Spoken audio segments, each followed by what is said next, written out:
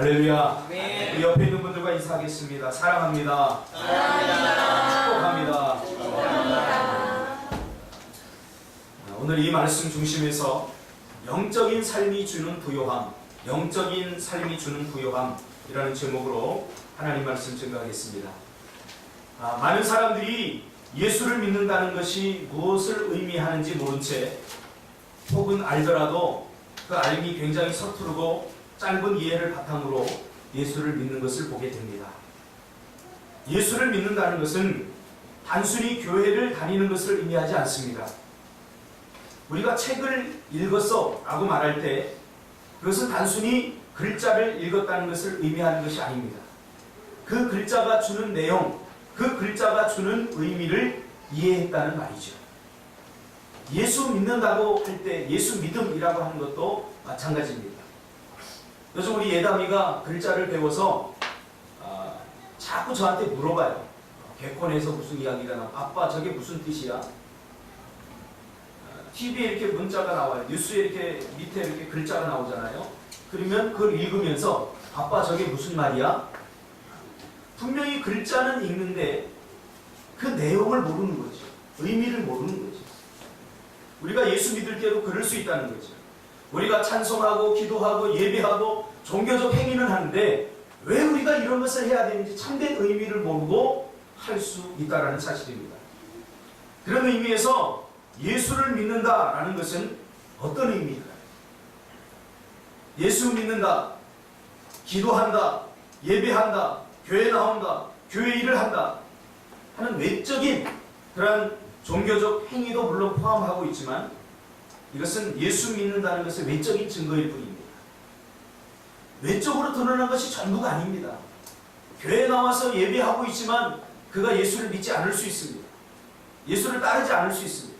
설교 말씀을 듣고 기도할 수 있지만 그는 여전히 예수님을 따르지 않는 사람일 수 있다는 사실입니다.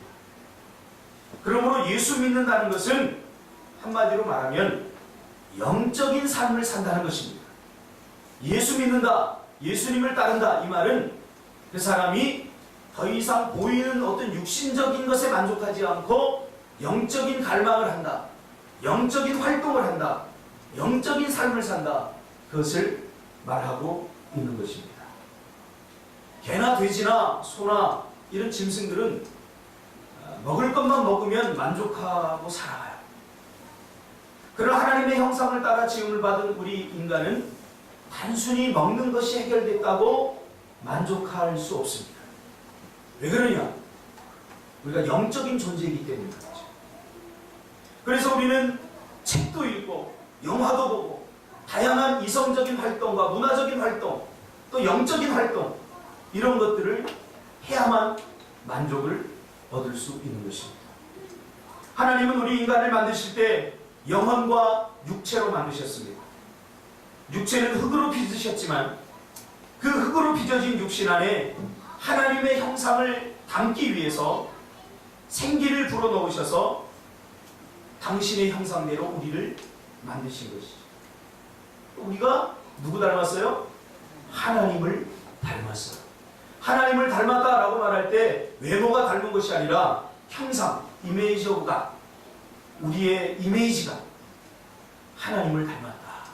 그렇게 말할 수 있습니다.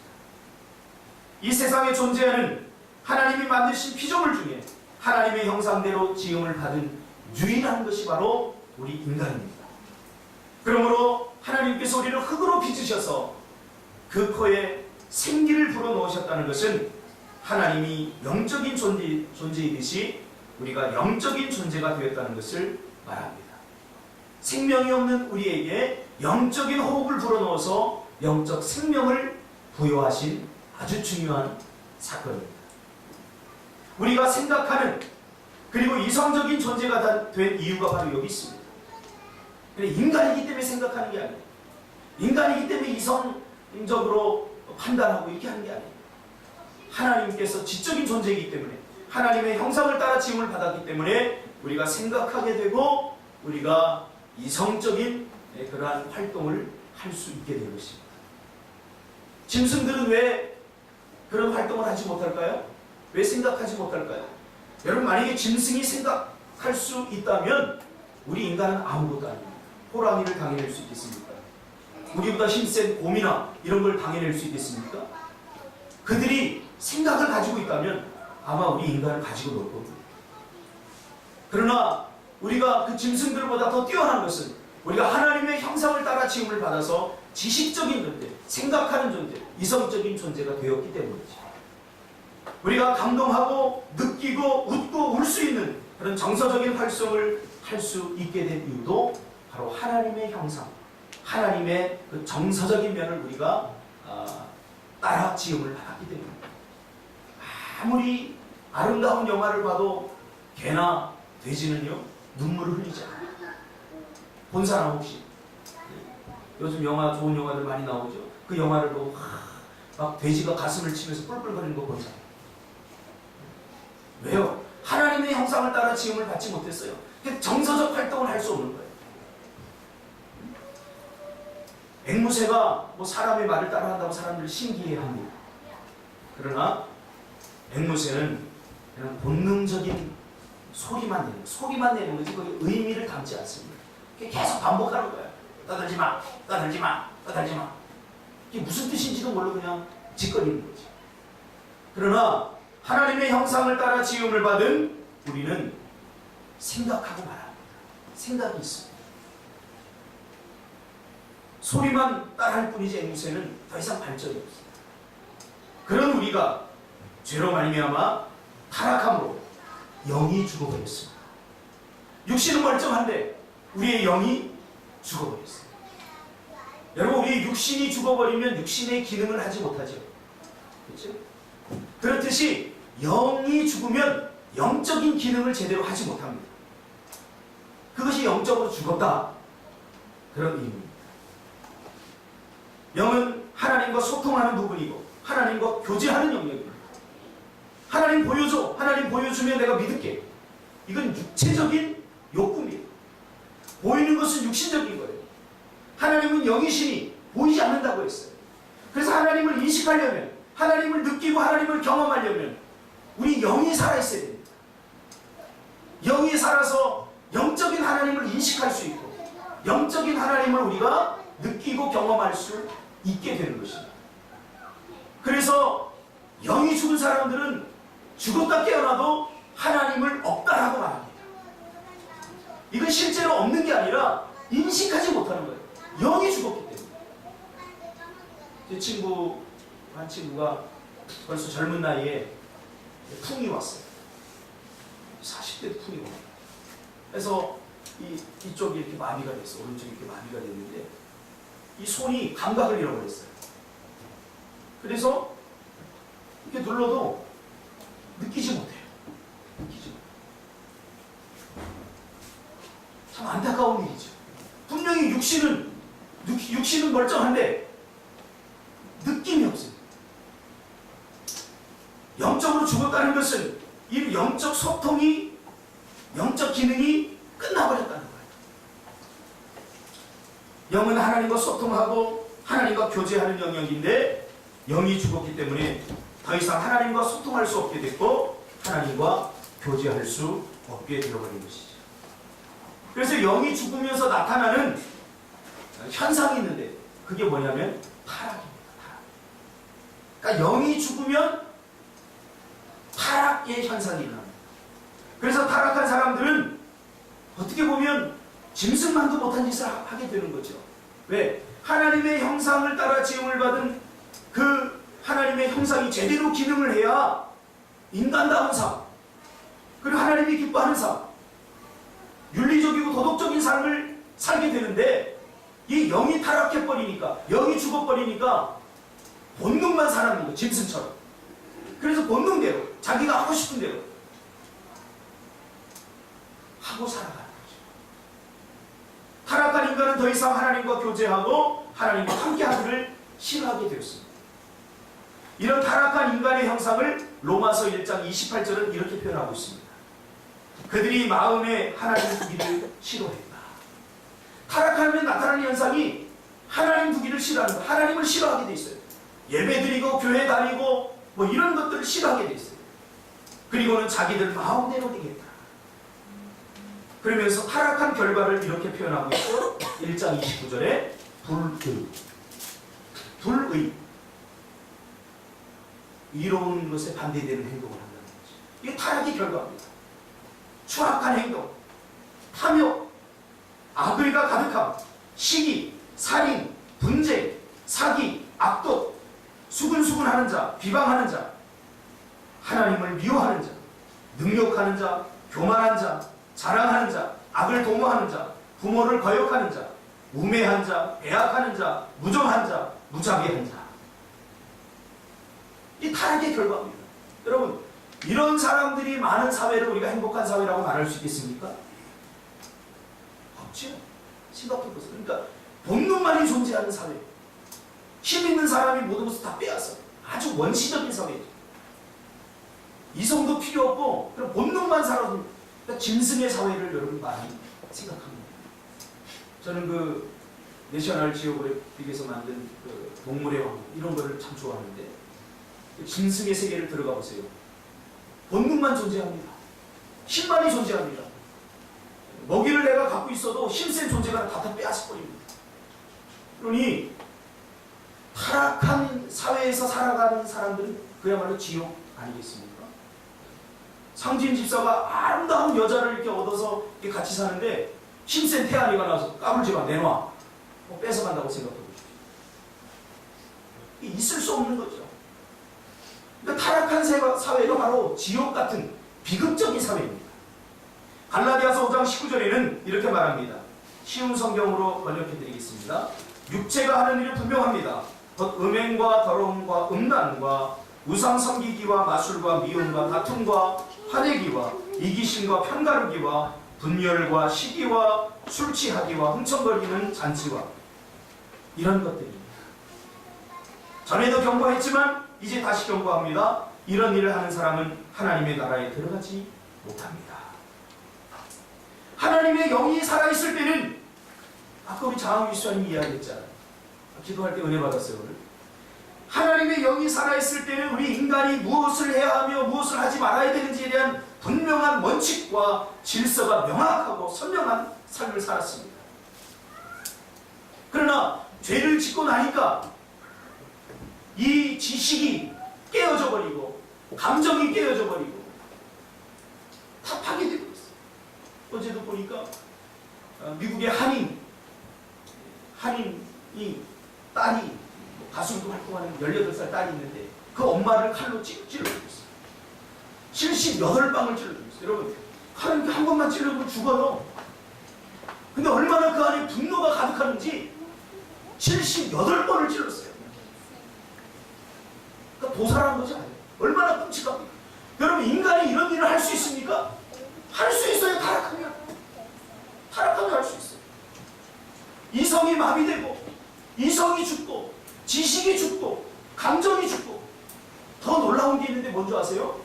그가 법원에서 판결을 받으려고 이렇게 나와 있는데 웃어요. 카메라를 보고 자기 어머니를 78번이나 칼로 난자에서 죽인 그 아이가 살인자라고는 느껴지지 않을 정도로 카메라를 보고 막 장난쳐 웃으면서. 왜 그래요? 죄로 말미암아 하나님께서 우리 안에 하나님의 형상을 담아 놓았는데 죄로 말미암아 그것이 깨어져 버리니까 영이 제 기능을 하지 못하니까 내가 하는 일이 좋은 일인지 나쁜 일인지 이거 누구에게 아픔을 줄 건지 아픔을 주지 않을 건지 해야 될 일과 하지 말아야 될 일에 대한 분명한 기준이 사라져 버렸다는 거죠. 이거 아주 무서운 일입니다. 인간이 타락하고 영이 죽으니까 자기 마음대로 자기가 하고 싶은 대로 본능에 끌어오르는 욕구대로 그렇게 살게 된 것이죠. 그러니까 규칙이고 원칙이고 하나님의 명령이고 질서고 다 사라져버리는 거죠. 그러므로 육체의 욕망대로 사는 것은 지옥의 세상을 부추기는 것입니다. 한마디로 지옥이지. 영이 죽은 사람들은 그래서 질서를 싫어합니다. 원칙을 싫어합니다. 자기 마음대로 하고 싶어합니다. 여러분 어제 보셨죠? 우리나라 최초로 남자 커플이 생겼습니다. 물론 그 전에도 있었지만 이건 아주 충격적인 사건입니다. 김조광수 영화 감독 김조광수, 또 레인보우 팩토리라고 하는 영화를 공급하는 사람 김승환, 김조광수보다 19살이나 어린 이 두 놈이 청계천에서 자기 멋대로 결혼식을 올려버렸어요. 타락하면, 죄를 짓고 영이 죽어서 타락하면 나타나는 현상이 하나 있는데, 그게 뭐냐면 행동은 자기 마음대로 해놓고 그 다음은 책임지지 않는다. 이게 타락의 무서움. 행동은 자기 마음대로 다 해버려요. 자기가 본능이 끌어오는 대로 다 해버려요. 그리고는 그 다음은 모르겠다, 책임지자. 여러분, 남자끼리 결혼해서 애기 낳을 수 있습니까? 그리고는 입양을 한다는 거예요. 입양. 여러분, 미국에서 조사한 바에 의하면 동성이 입양한 자녀가 건강하고 제대로 큰 아이가 없어요. 다 정신적인 문제에 사로잡히고 감옥에 가거나 다 비정상적인 삶을 살아요. 그러니까 하나님께서 남자와 여자를 사랑하게 해서 서로 가정을 이루게 하는 이 기준, 원칙을 타락한 인간은 자꾸 깨버리는 거예요. 자꾸 깨버리는 거예요. 가정도 깨버리는 거예요. 여러분, 남자와 남자끼리 결혼해서 이게 살 수 있습니까? 여자와 여자끼리 사랑이 살 수 있습니까? 혹은 남자가 여자가 된다고 뭐 이렇게 바르고 뭐 호르몬 넣어서 뭐 이렇게 유방도 나오게 하고 그렇게 해서 겉모습은 여자 같은데 하리수 같이 정말 여자입니까? 하나님께서 만드신 남자와 여자에 대한 구분을 타락하니까 그냥 자기 맘대로 하는 거죠. 비극이에요. 하리수를 지켜보세요. 그가 정상적으로 여자가 아니라 여자 호르몬을 맞고 하기 때문에 부작용이 많이 나타나서 단명한다고 합니다. 단명. 일찍 죽는다는 거예요. 그 얼굴이 일그러진 거 보세요. 나 불쌍해요. 사람들이 자꾸 부추기는 거예요. 그래, 네가 원하는 대로 해라. 네가 끌리는 대로 해라. 네 욕망대로 해라. 그래도 그 다음은 책임 안 져요. 자, 그래서 전부 다 여자는 여자끼리 결혼하고 남자는 남자끼리 결혼하고 이 인류는 아이를 어떻게 낳습니까? 끝나는 거예요. 끝나는 거예요. 그 다음 책임 안 지잖아요. 이게 사단의 역사입니다. 로마서 1장 28절에 보니까 이미 하나님이 다 성경에 다 이미 예언하고 경고하고 있어요. 그 상실한 마음대로 내버려 두사 라고 말합니다. 그래서 기독교에서 그걸 막으려고 막 하니까 지금 인터넷 난리잖아요. 이 개독교놈들, 자기만 생각하는 이런 이기주의자. 그럼 누가 이기주의자입니까? 여기 못 보는 거예요, 미래를.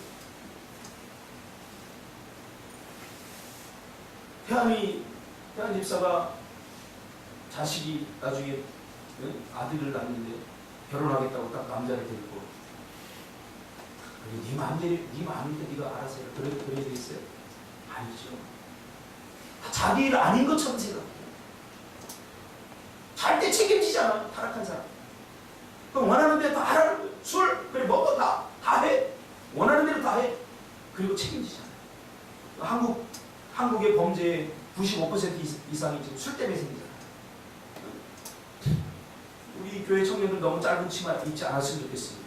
물론 아름다운데 이 타락한 인간은요, 그 아름다움을 그냥 보기만 하고 있지 않는다는 사실.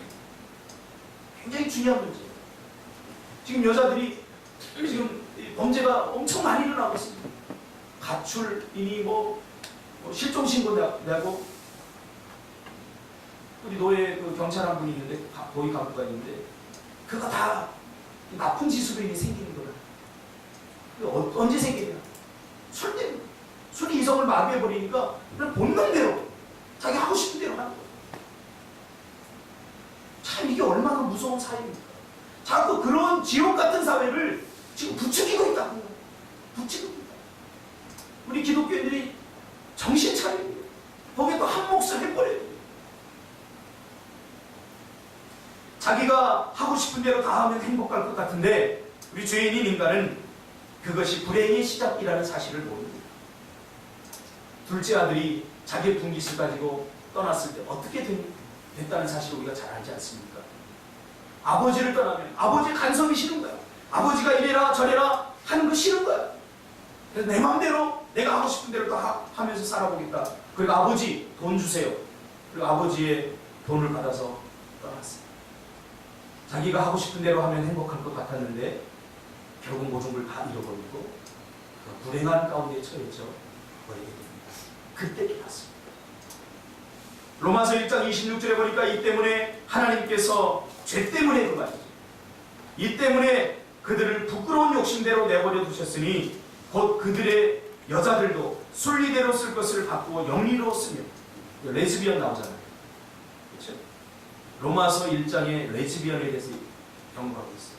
27절에 그와 같이 남자들도 순리대로 여자 쓰기를 버리고 서로 향하여 음욕이 불일 듯하며 남자가 남자와 더불어 부끄러운 일을 행하여 그들의 그릇 때문에 상당한 보응을 그들 자신이 받았느니라.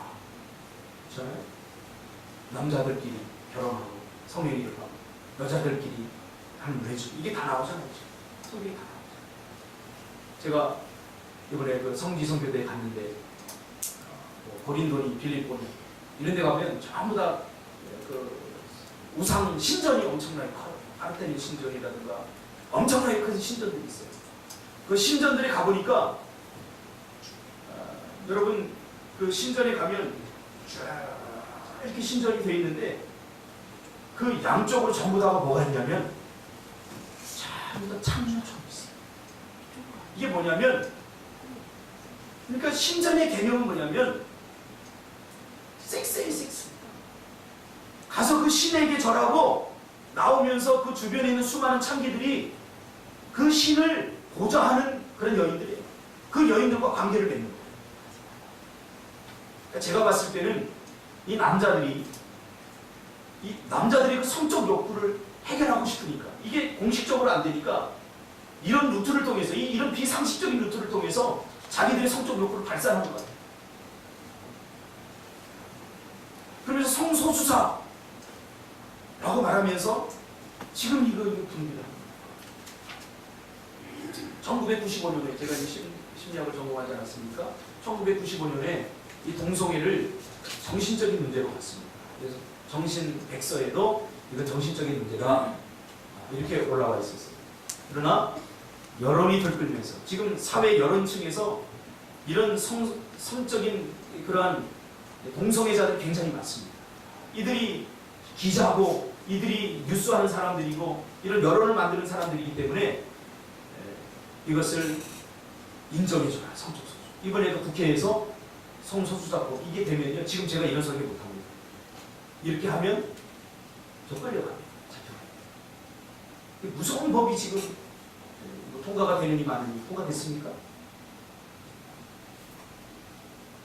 자기가 하고 싶은 대로 하는 것 그것이 타락의 결과입니다. 하나님의 백성들은 지켜야 될 원칙이 있고 규칙이 있는 것입니다.